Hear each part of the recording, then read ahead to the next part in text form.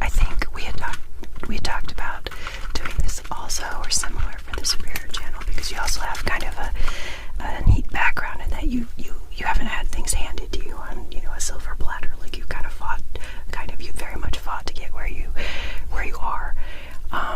And if you feel comfortable, before we go into some of the self-care, maybe if you want to talk a little bit about, you know, your background and like some of the fighting you've had to do to get to where you are, in terms of like just not growing up with a lot of money, and then I think you're the first person in your family to go to college, right? So I don't know if you feel that you want to talk a tiny bit about that, however much you're comfortable with. Sure, I can tell you a little bit. So, well, I grew up on a mountain with chickens for friends. Not complaining about that, chickens are very great friends. Yeah, so there was that. No, we did not have a lot of money. Our idea of social outings was going to Walmart and the library. That was very exciting. The highlight of our week. And as I grew up, you know, college was always kind of in the back of my mind, like it was something I kind of wanted to do. And of course you encouraged me very much to go to college and actually do something with my life. I was never directly discouraged otherwise, but it wasn't like besides you, college wasn't something that was especially pushed for. It was more about, you know, finding a nice boy and settling down, that kind of thing. Nothing wrong with that either. But yeah, I did find a boy, and he seems nice. He seemed nice, but so I married the boy, and I thought everything was going to be smooth sailing from there. It turned out to be not that smooth sailing. So we split up, and I figured, well, I would rather not ever be that dependent on another human again, so I went ahead and started college right there in Wyoming. And yeah, once, you know, I graduated, I got the F out of Dodge. Gabby doesn't like Wyoming very much. Wyoming. No offense if you're from Wyoming. You're probably cool, but maybe not. Get out of Wyoming. I remember that going to your like college graduation was like one of the most meaningful graduations like I'd ever been to. Like I didn't really care about my graduation very much, or even my poor husband's, like, because I was like, okay, there's still more to do afterwards. But when you graduated from massage therapy, it was just kind of like, I mean, you had so much, like, I mean, it's, I don't know, some people get their college paid for by their parents, or you know, by the government, or I'm still paying for that. yeah, it's hard, right? You know, and a lot of times, like, people who aren't like from a very wealthy socioeconomic background, like, it's not like, you know, I mean, I think it's super cool. Like, you are the first person in your family to go to college, and you're doing something awesome. And like, it had been such a long journey to get there, because I think the time you took because you were always working. You always had to, you know, like, try to scrounge for a living. And then like from the time you started college to the time that you were able to be able to finish, it was a long time, because you had to go, because life was kicking your butt in all these different places, and you were moving a lot, then this thing happened or that thing happened, and people weren't always very good to you. And so, like, I don't know, I'm not going to say all your personal business, but it just so, like, I don't know. So anyway, I'm impressed with how, even when life was very difficult, and like even mental health was very difficult, you used that to help make a career and a career choice that would help other people. And this kind of goes back to what we've talked about frequently on the channel, about like from logotherapy, Viktor Frankl's, if those of you haven't seen the first depression video, but most of you have, will know that like Viktor Frankl's logotherapy theory is basically that you know, you help your mental health by finding meaning in your suffering, and that it, you know, it kind of helps you survive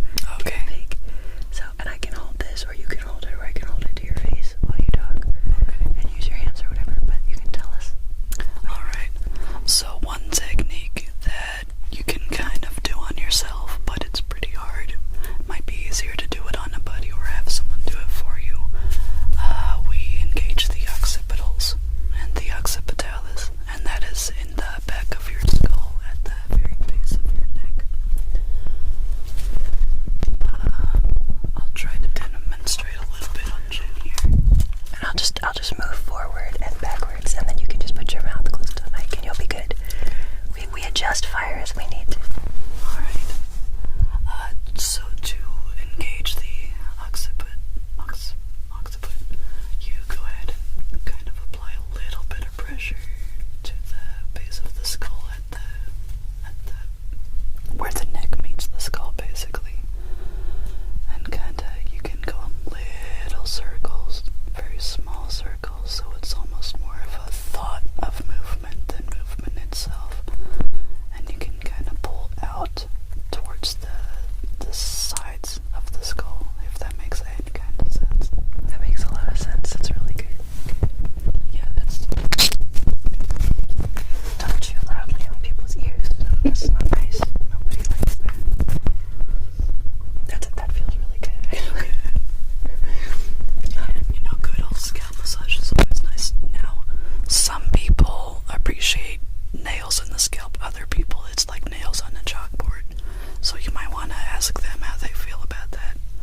But yeah, you can just do kind of long movements, kind of like that, kind of going in the direction of the hair. Yeah, so there's that. And, there's always applying some pressure to your temples. Yeah, there we go. Yeah, like right in there. Turn your head that way so they can see what I'm doing. I just kind of do little circles there along the temples. That feels so nice. Another technique that helps me personally, if I'm having a crappy day at work, but I don't have time for a massage myself right then. Excuse me, ma'am. Have a snack. Is tapping. And I know y'all know about tapping already. You kind of tap on your sternum here. And just drum on your sternum, and you don't look like you're going crazy. So you can pretend you're perfectly sane. And it feels kind of nice. And it kind of just helps you feel a little more grounded afterwards. That helps everything feel a little bit less overwhelming. So there is that. Yeah, so that's a few of my tips as far as anxiety and anxiety relief techniques go. Now, your She really likes them. She does. She's crazy about them. The particular techniques that you use, are they? I can't remember. You told me that I can't remember what level of massage it is particularly. Is it like? Because I know there's difference between like deep tissue massage and like Swedish massage. Is like Swedish massage all like the longitudinal stuff, or like Swedish massage is the most common type of massage. Swedish massage is the more, they're usually the longer, smoother strokes that you see. like the flowy stuff that you do, like the butterfly thing on the back? Yeah, that's a Swedish technique. Deep tissue massage, really all that means is you are engaging the secondary layer of muscles that are beneath the primary. Like in your upper back and shoulders, you've got the most common problem childs are the trapezius and the rhomboids. And the rhomboids are beneath the trapezius. So even if someone doesn't ask for deep tissue specifically, if you apply a little more pressure in the right spots, you can engage the secondary layers as well as the top layer. That's really cool. So like if somebody has like muscle pain after a workout on themselves, if it's not working, to just kind of press on it lightly, it may just help to just go a little bit deeper, even though it's a little painful. Go a little deeper and then release, kind of what you're saying, and then that way the soreness will go away faster, right? Is my understanding usually. Would you like this for a moment? I think that's kind of the idea for like techniques like this is a Korean guangzhou device. That's essentially what it is it's deep tissue, and you can get yourself like a personal massager like this or something like that and go really, really deep. I can't because it's very painful for fibromyalgia, but you like scrape really deep into the tissue and the teeth. I had a coworker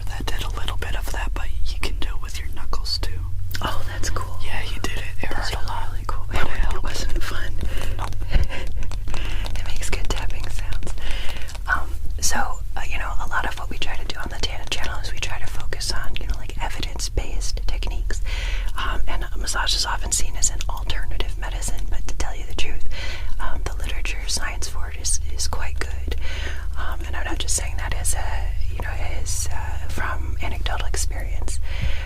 But the Cochrane database did a large systemic review in September of 2015, specifically on massage for low back pain, looking through Medline, PubMed, Embase, the Index to Chiropractic Literature, and other things like that, looking into about 25 trials. That's 3,096 participants with low back pain and massage.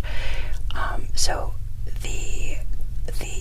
their findings as they were breaking down these studies was finding that massage was better for pain in the short term and long-term follow-up, but no differences were found in function. Obviously no adverse effects. Despite this information and these conclusions, they felt that it wasn't an effective treatment for low back pain. So you'll find these studies and you'll look at it and you'll be like, okay, so why is that when everyone knows that a massage helps you feel better? So when you look into the studies and the evidence, one of the biggest challenges in trying to assess massage is the skill of the individual masseuse. So unlike a pill, or where I can compare this placebo pill to this real pill, and I can, it's the same pill every single time, and I can evaluate that treatment.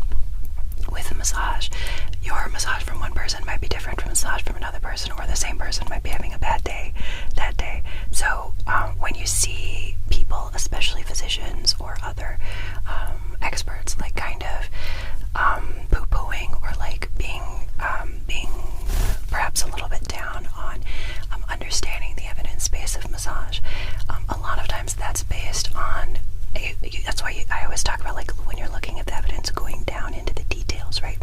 Looking into understanding how the studies are done and what are the weaknesses for these studies, right? So even though most of these studies show an improvement in pain, if the ultimate statistic analysis doesn't show a functional change, or the ultimate statistic analysis doesn't have any way to validate for consistency, then that study itself isn't really a final study. So I can't tell you this is or is not good for low back pain, for example. There was another study that I have stored. It's not a Cochrane review, it's a depression study that found that for depression, postpartum depression, massage by the partner was more effective than massage by the therapist. And I see you nodding there, because there's also that emotional reaction and emotional, intimacy that's part of, the situation. So when you're evaluating these kind of treatments, you really in some ways have to evaluate whether or not it works for you. And if you're not having a good connection with a particular massage therapist, just like with a psychological therapist, just get a different one. It's no hard feelings. It's no we never take it personally. So, and sometimes they don't. Maybe the massage therapist doesn't want to see you again anyway. That too. So it works out well. So, that's why you'll see so much differing literature on this. So I highly recommend you go to PubMed and do your own search. But the best thing is for you to try things yourself, right? There was and you'll see differing stuff across each study. So another study, so that was the big Cochrane review, right? But there is another large review published in the Advanced Mind Body Medicine Journal in 2017 in the spring, specifically about Swedish massage, the school of massage that we talked about, whose ultimate conclusion, and that was 117 potentially relevant studies, 11 studies meeting inclusion criteria, a total of 4,516 articles initially assessed, right, and looking through multiple populations. So another large review, just like the Cochrane review, but with less authors. And they found that, so unlike the Cochrane review, which said that massage has no risks at all, this review said it depends on, you should get a professional because there are risks if it's done incorrectly. So that's why it's good to have a professional. So you can see there are these different opinions based on the analysis of these studies. But their conclusion was that Swedish massage was beneficial effects for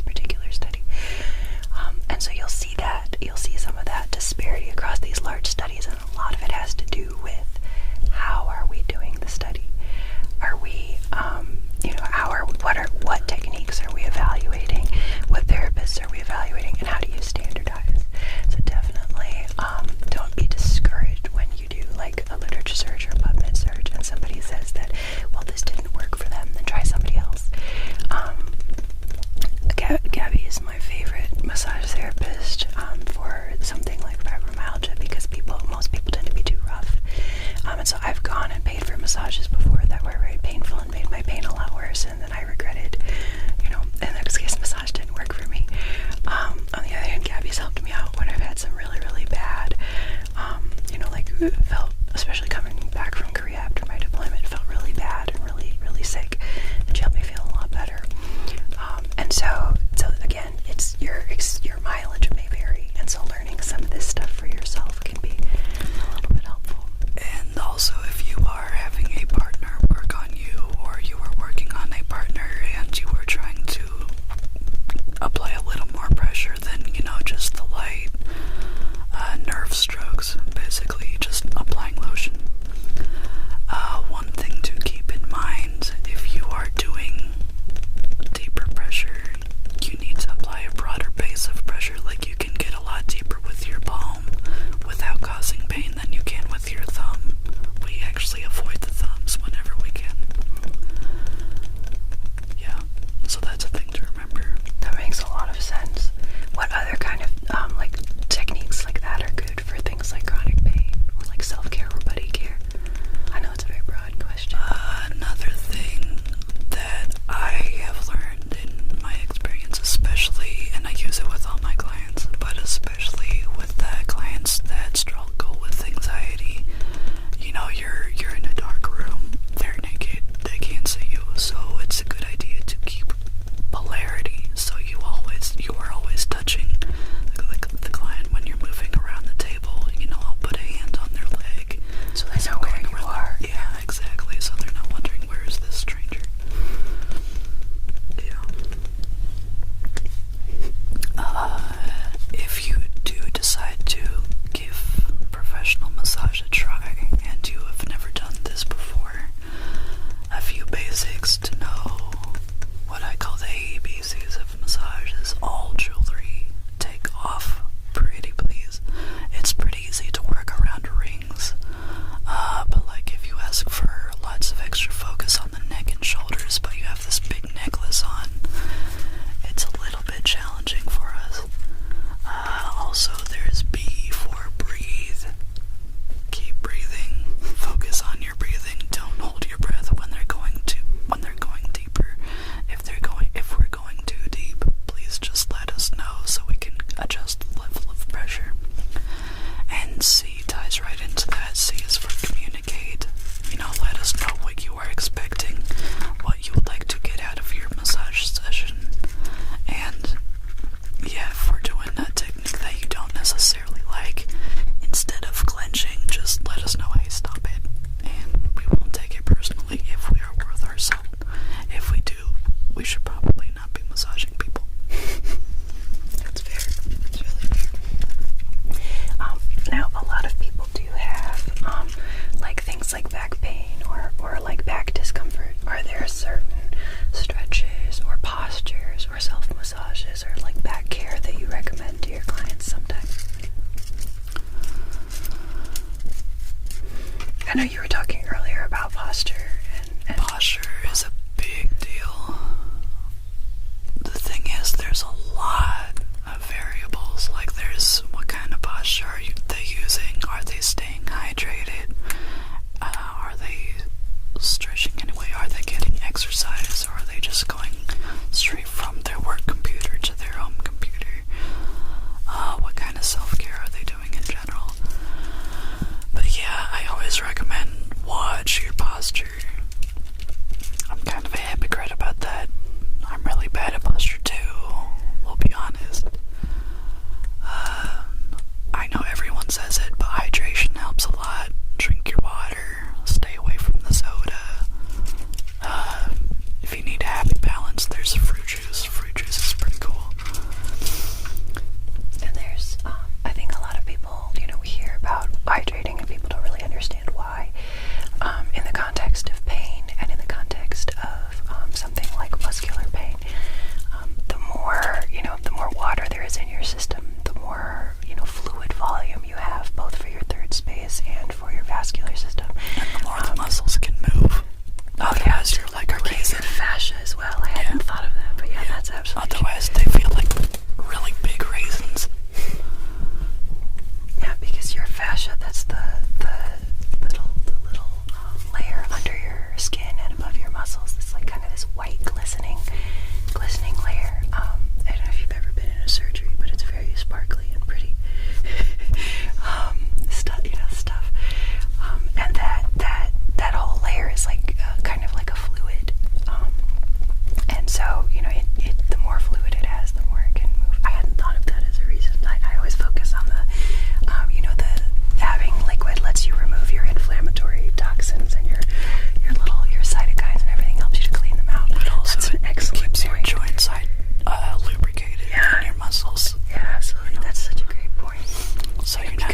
hyaluronic acid is like all water. I mean, it's so, yeah. I think that's a phenomenal point. So it can even help with things like chronic pain and things like that. So what are there any other like buddy techniques or little pressure techniques that you would like to show us? We talked about 5 today. We talked about doing some occipital pressure. One thing I was taught is you can put for osteopathic manipulation therapy. I was taught you can put like tennis balls under your head and give yourself that massage that way.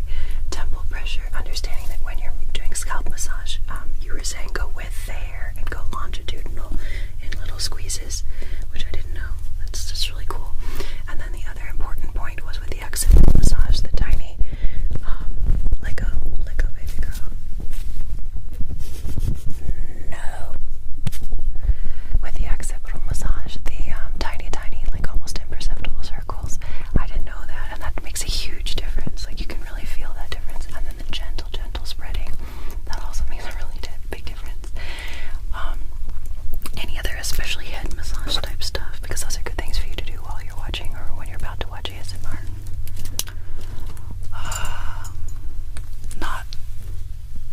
I can't think of any more specifically scalp or head techniques right now. If you work at a computer a lot, you can... Here, I'll hold that. Yeah, hold this, and I'll show you. If you apply pressure to your carpals here, your carpals are the bones of your wrist, basically. You squeeze those, or have someone else squeeze them, and a nice broad pressure, not this, that just hurts. But a good broad pressure like that, and just do that a few times. You can do the same kind of going down the forearm, and that just kind of helps the circulation move along a little better. That's cool. I bet it affects your lymph drainage as well. Yes. Those joints, so that's phenomenal.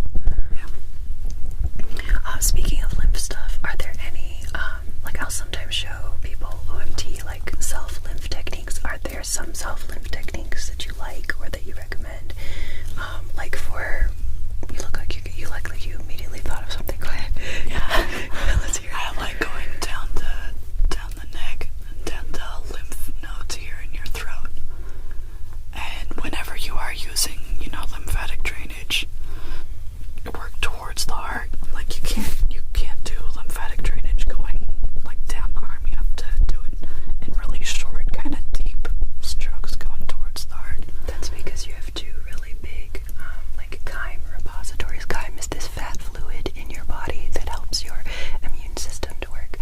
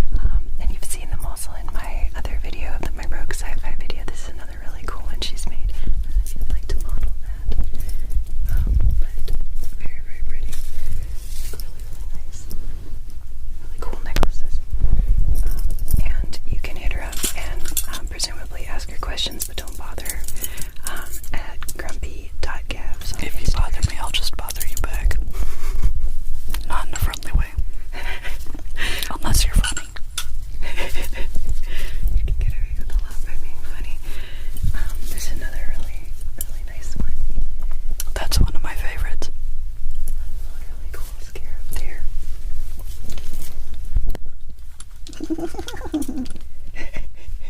here, let go. Ow, she got my ear. Let go. She's not very well behaved. This is another pretty one. This is like very simple for the beach. Yeah, that's a nice one. Like that. Pistachio approves of that one. And then this is another kind of simple one. This would look really good with like a dark color print. So you are welcome to get these. These ones are for sale.